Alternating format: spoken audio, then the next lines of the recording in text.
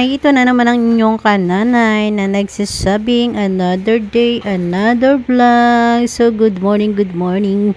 So, ayun nga guys, nagdudurog tayo ng kanin dyan dahil gagawa tayo ng ating almusal habang tulog pa ang aking mga amo. Syempre, ang katulong magluto na. Tapag nagising ang mga amo, kakain na naman ang iisipin ng mga yon.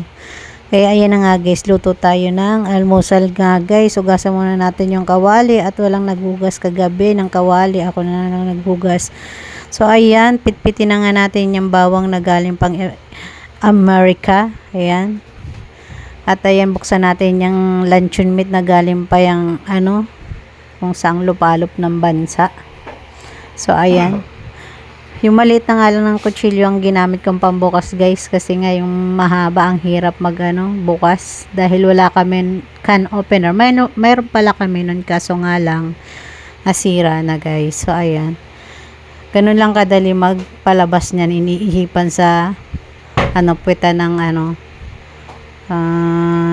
ng lata, binubutasan tapos ihipan mo para lumabas. So, ayun na nga gisiniwa-hiwa at tayo'y magsalang na ng kawali. Ayan, at ating ipiprito. Sasangag muna pala tayo guys sa kabilang kalan. So, ayan.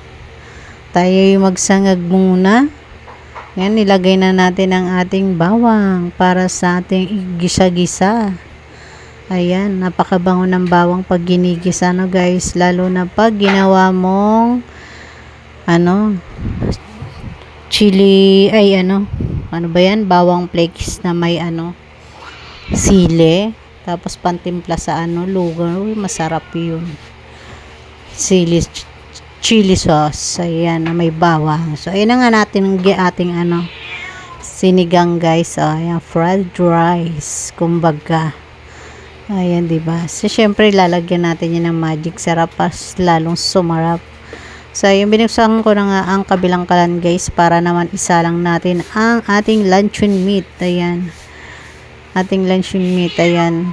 Beef flavor. Pero mas gusto ko yung chicken guys. Hindi ko talaga favorite yung beef. So, ayan. Pinaglalagay ko na nga guys para sabay-sabay na. Pero hindi namang nagkasya. Kaya another salang pa tayo. Yan pa lang yung unang salang ng ating pritong luncheon meat. Ayan, masarap talaga yan partner sa sinangag guys. Kaso nagtipid tayo ngayon. Wala tayong itlog. Naubusan na kami ng itlog.